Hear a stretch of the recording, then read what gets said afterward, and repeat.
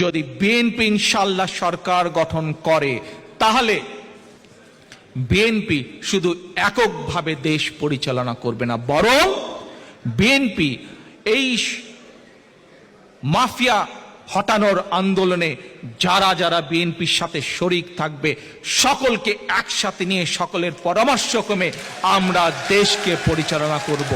শুধু তাই নয় প্রিয় ভাই বোনেরা, শুধু তাই নয়, বাংলাদেশে বহু মানুষ আছেন, বহু শিক্ষিত মানুষ আছেন, সুশীল সমাজের একটি বড় অংশ আছেন যারা আমাদের দৈনন্দিন রাজনীতিতে, নির্বাচনী ডামাডোলের রাজনীতিতে যারা আসতে চান না।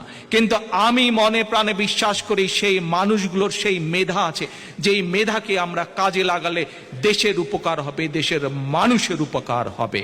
আমরা সেই মানুষগুলোর পরামর্শ গ্রহণের জন্য, সেই মানুষগুলোর পরামর্শ গ্রহণের জন্য, সেই মানুষগুলো যাতে দেশের উন্নয়নে, দেশের মানুষের উন্নয়নে অবদান রাখতে পারেন সেই সুযোগ সৃষ্টি করতে চাই, এবং সেই জন্যই আমরা দ্বিকক্ষ পার্লামেন্ট বাংলাদেশে তৈরি করতে চাই।